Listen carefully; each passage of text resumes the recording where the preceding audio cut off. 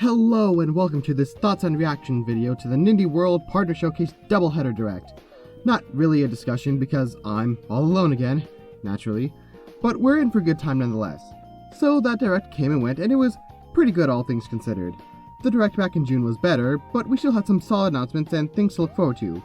We'll start off with the Nindie World since it was the first of the two. The first announcement was for a game called Balatro, which is apparently a game that's been out for a while, but is getting a free update with a ton of crossover events. We got Witcher 3, Vampire Survivors, Dave the Diver, and Among Us! It's a very interesting title, and I totally called it on a card game being at the indie event, so look forward to that update that's out now. Next up was the new game by the Gris developers, Niva. It shares a lot of its art style and gameplay from Gris, which is to be expected, so those who liked the first game can look forward to this one in the fall. Next up, a game called Moth Qubit. It's an RPG where all the bugs are working in a corporate environment. Basically, it's Silksong Development Hell Simulator. This game is coming out spring next year. Coffee Talk is getting an update, DLC, sequel. Either way, it's a new experience in the Coffee Talk franchise that takes place in Tokyo. Lots of vibes, lots of dialogue, check story-heavy game with minimal gameplay off the correct predictions list. But yeah, that's something to look forward to. Next up is DLC for Sea of Stars. It's sort of a circus-themed DLC, and it's coming out spring next year. I really gotta play this game. I've heard nothing but good things, and it looks right up my alley. Darn backlog making it harder to get into new games.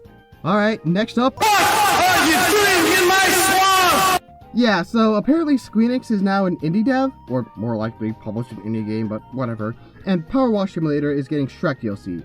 Which is silly, but right in line with Power Wash Simulator's tone, so fun time all around. Up next is an odd game called Morsels. So you play as a rat, trying to live in a world terrorized by cats, and it's got a crazy weird art style. It's quite interesting. I mean, I called a game where you play as a regular animal, but I said that game would be more simulation, which, no, so I guess half point for me. Either way, this top-down game is one to look out for winter next year. The following game is... well, so it's a dating sim called Date Everything, and the title gives it away. You can date everything not nailed to the floor. Actually, you could probably date the floor, I don't know. There's over 100 things to date, so yeah, look forward to that one, I guess. So, in this game, you can date everything. Yeah, that's in the title. Can you date the couch? I think so. Nice. Next game, Peglin. It's a roguelike game where the main mechanic is playing Peggle. That's an interesting game mechanic, and it's very creative, though the art style is still your standard pixel affair. Despite that, it looks like a fun game, and it's shadow drop today, so you can play it now and see what you think.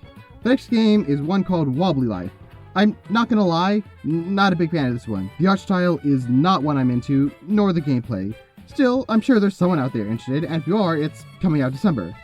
Next was Pico Park 2. This was a game that I think I've seen before, or maybe it was the original Pico Park I saw. Either way, I specifically remember seeing VTubers playing it. It's sort of a Box Boy-like puzzle game, so check that one off on the right predictions, and it also shadow dropped, so that's cool. Okay, after that was Rapid Fire news. So let's do it. Shovel Knight is getting a deluxe edition for the 10th anniversary. God, it's been 10 years since Shovel Knight came out, that is crazy. Europa is coming out in October. Cruiseneer is sort of a dungeon explorer mixed with an Animal Crossing city builder thing. On Your Tail, it's some sort of exploration, puzzle-solving, story-heavy game. I'm trying so hard not to say walking simulator. Metal Slug Tactics is still slated for this year, and so is The Plague Squire.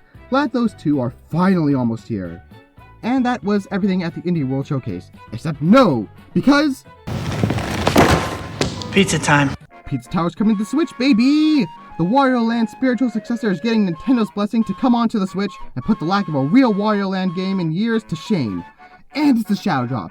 Yeah, great ending to the Sunday showcase. The Nindie event was overall pretty solid. Plenty of weird, interesting titles that you wouldn't see in the AAA space, as to be expected. I think the announcements that interested me the most would be the Sea of Stars DLC, Peglin, and Pizza Tower, with Shrek being at least an amusing announcement, and Date Everything being a game I know I'm going to hear a lot about from my friends playing it. With that, we now move on to the Partner Direct. We opened up with the news of a big Tetris compilation game in celebration of Tetris' 30th anniversary. It's a neat package with tons of features and different modes and extras. It's something fans of the series will enjoy. In addition, Tetris for NES is coming to NSO this winter.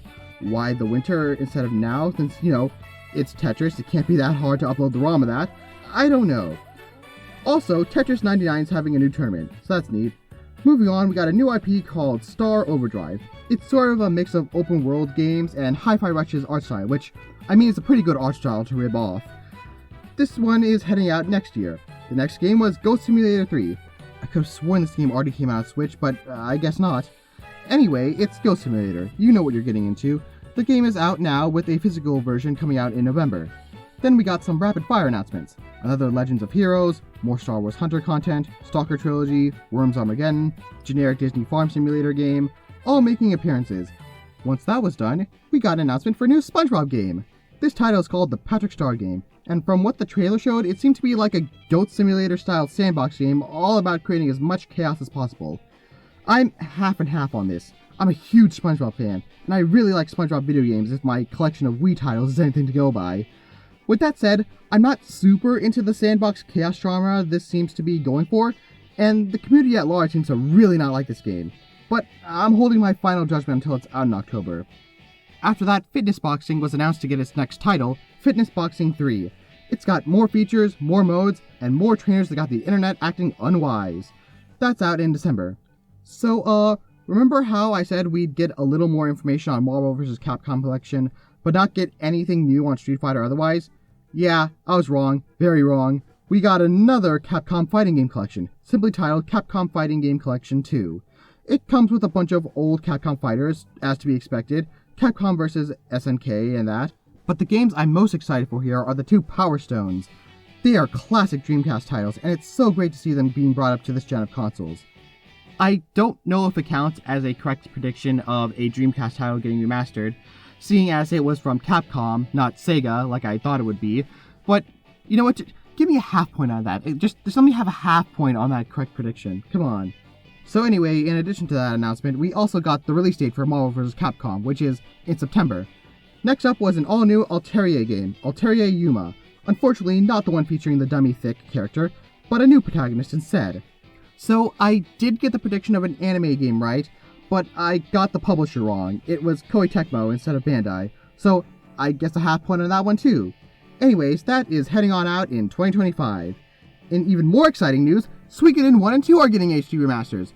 That is awesome. I've heard nothing but good things about these games, especially 2. They're definitely ones to look out for. A very good announcement. We then got a quick breather in a showing for Dragon Quest 3, which is cool, but something we already knew about, before getting back onto the hype train with the Castlevania DS collection. This is another great announcement. These Castlevania titles have a distinct advantage of being games that are both good, and ones that not a lot of people have played since they were on the DS. So having them on Switch is a slam dunk. This one is definitely a title to get excited for, especially because it's a shadow drop that's out now! Sid Meier 7 got another trailer, so that's nice to see for those into the series. And as an aside, yeah, Civ, Meiji Japan is definitely known for scientific and military advancement, and absolutely not for horrific crimes against humanity. So next game was a Bandai Namco anime game, as another Tales of game is getting a remake, Tales of Grace. So, I guess I'm now getting a full point for predicting a Bandai Namco anime game. It's a remaster of the original with some modern amenities that's coming out early next year in January. Up next, My Sims. Yeah, My Sims and My Sims Kingdoms are getting ported from Wii to Switch. This was leaked early, but I don't think it matters because, it's My Sims. Yeah, if you're curious, the game's coming out in November. We follow that up with another Five Nights at Freddy's games, which, God, is that like game 14 or something? Apparently it's a sequel to Help Wanted, whatever that entailed, and it's gonna be out in December. And in addition, Security Breach is getting a free DLC this holiday season as well. Alright, this is real time. Epic Mickey Remaster. This is a game I'm actually excited for. Lots of nostalgia. Plus there's a demo out that I plan on playing here, so I'm ready for this game. The Hobbit Farm Sim is coming out eventually. Roll the clip for Farm Sims. Just Dance is coming out. Meanwhile, the sky is blue and the grass is green. And that bad-looking Funko Pop game was here. Still don't care. Hey, look, we didn't forget about the Switch. We brought a new FIFA game here. Is it the same FIFA as last year, and the year before, and the year before, and the year before, but with a roster change? Well, yes, but... Then shut the heck up! LEGO Horizon still confuses me as to why it's a multi-platform game, but hey, something to look forward to. Alright, this is a real done. It's time for our next big game, and yeah, baby! Farming Simulator! We got even more of them! Long live the narratives, long live the memes! Rune Factory is getting a new entry, and yup, it's definitely a farming simulator with magical RPG elements. It's not Square Enix, but hey, Marvelous is close enough. That's out spring 2025. Give me that point. Give it to me. And finally, we have our last announcement.